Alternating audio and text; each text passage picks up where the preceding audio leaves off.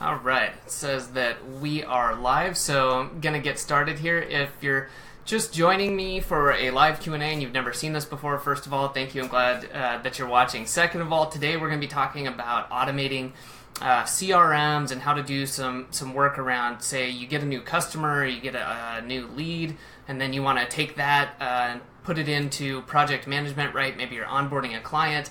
And then how can you take that and maybe add that into, like, tie it into an API to a bunch of different services, so maybe they get a postcard and then something else happens, and their onboarding experience is wonderful. But this can apply to a lot of situations. So I'm going to go into that real quick. And then also going to talk a little bit about how you can be productive, get your agenda for the day accomplished much more quickly. And then talking about kind of getting out of a rut, right? Somebody had a question about, instead of exercising, I watch YouTube. Instead of gaining skills for better jobs, I waste my time. What should I focus on? How do I get past that? So got some good stuff today. And also just wanted to say, if you're watching this on YouTube, you can click the subscribe button. If you're watching this on Facebook, give me a like or a comment on either YouTube or Facebook. Let me know what you're thinking. Do you have questions about any of this? And anything you'd like to see as far as the Q&A, and then happy to answer questions and incorporate that into future episodes. So let's get started. So the first question had to do with the CRM and automating that. So I'm going to switch over here to a different screen. There we go. I'll shrink my face down a little bit here. Okay, cool. So right now what we're looking at is Zapier. So the question originally was, how do you get a system that cohesively works together between client service accounts like a CRM, then trigger a task in a project management system that is then triggered or triggers custom-built task apps that are triggering other APIs. So somebody really wants a smooth system that flows with actual custom triggers, always looking for something that'll work. So obviously, this is custom, but the idea remains the same, right? So like I said in the introduction, I think you've got something where somebody's either being onboarded or you've got a client lead and you need something to happen. First of all, you need it to go into your project management, whatever that is. So let's say we're using Trello or Dapulse or Dapulse. I still can't figure it out. But you've got them in there because maybe you've got a board set up in Trello where, okay, once you get a new lead, these three things need to happen, okay? And then from there, triggering custom-built task apps. So maybe then you've got something that goes out and, sends an email to a designer to start on some task. It could be whatever. So immediately this made me think of Zapier. So just for simplicity, I'm just going to choose some ones that I have already set up here, and we'll go through this. So I clicked on Make a Zap, and I don't have a CRM in the traditional sense hooked up. I have something, we can use those. Samcart's just order processing, and so we can say, okay, there's a new order. Okay, I don't have, I'm in the wrong account, sorry about that. But we could have, let's say, Samcart, so a new order. I have something for sale on Samcart, and when it comes through, I want to set up an action. Is it going to let me do this? So, okay, I would want to connect Trello. So this is where you could go ahead and select your board. You could create a new board. There's a lot of stuff you can do in here. You could even have Zapier create a new or duplicate a board and then use that board. So I'm not going to go into the details here because a lot of this just needs to be the bigger picture, and then whatever you're doing, you're going to have to implement the details. But let's just say that I'm not going to find it. We're just going to create a list. Okay, and again, not going to go into here. I've got my account hooked up in here. You would pick the board, name it. Get that set up, and then you could start adding in these custom ones. So this is interesting. You can either use code, filter, webhooks, one of these custom ones. So I'm looking at the question again. Project management system that is further triggered by custom built task apps. So this is probably going to be where you would use either a webhook or an email. So if you're not sure what these are, you can go to just Google Zapier and webhook and go through here and see what you can do with these. Again, I'm not going to go into this, but basically, there we go, sorry. Go through here. I think that this is the best way to explain it, the easiest way, I'm just going to read this real quick, to think of webhooks is a notification. So the person who asked this question probably knows this, but in case you don't, or you're not the person who asked and you want to know, it's basically, well, I like their explanation. It carries a payload of data, which is usually a single record that has been created or modified. And then if you're a developer, you can look at their webhook design post. Okay, and it just basically it's a way to output data programmatically so that you can tie it in and you can do this customized. Okay, you can give yourself somewhere where this information appears, you can grab it and use that to trigger other things. So you could trigger other APIs, or you could have other APIs from different services watching for certain information that you put out. Then that would allow you to control this. So to go back a step, we said, okay, a new order comes in, then we're going to put it into our project management app, which I just chose Trello. It could be anything. And then we're going to set up an app to, put out some information. But we could delay for a day because something needs to happen, and we're going to grab information from Trello, maybe. Okay, there's just a ton of flexibility here. And then as far as anything beyond this, I think this is the basis of it. You go from an order or onboarding, you go to your project management, and then you customize it with webhooks or whatever else you need to do. And I think Zapier can do this.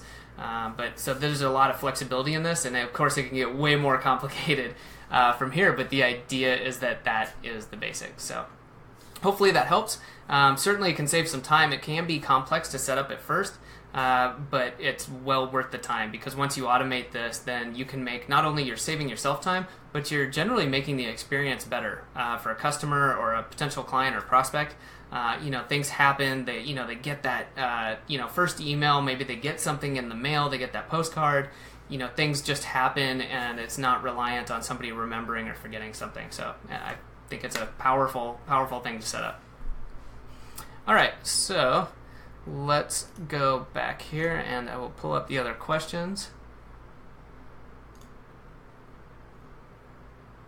If I can, in fact, find them. One second. Here we go. Okay.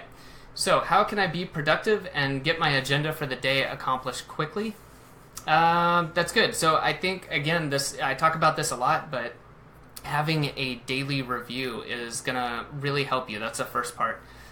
Because, first of all, if you don't have your agenda set, then I think a lot of people stumble on that. And I know as the day goes on, we tend to have more urgent items bugging us, but just sitting down, listing out what's your priorities for the day, what are your tasks, prioritizing them, and then blocking your time off, okay? Saying, okay, I've got 3 tasks that are personal. I'm going to do those when I come home at 6 o'clock before I make dinner. From 9 to 11, I'm going to be working on project A, and I'm not going to check emails until after that.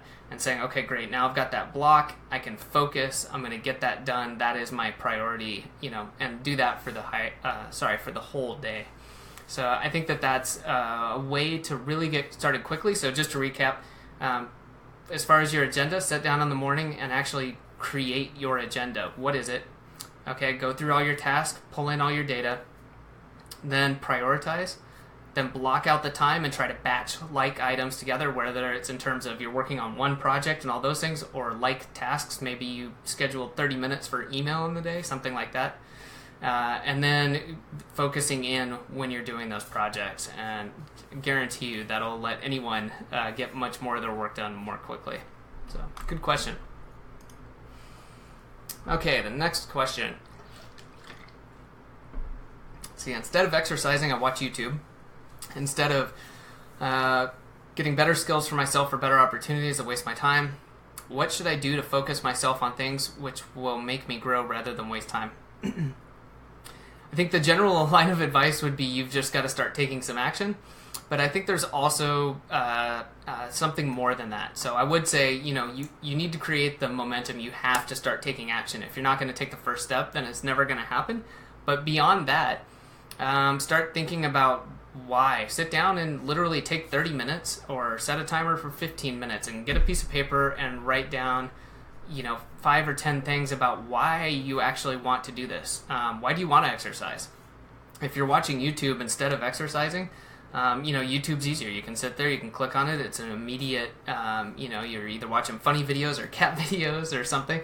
But what are the goals of exercising? Maybe it doesn't pay off right away. Or maybe you can do both, right? I've done this before. I've gotten on a bike, a little bike trainer, and then I've put on YouTube videos. And, generally I'll do like half and half. Do like half maybe educational or informational videos or mindset videos.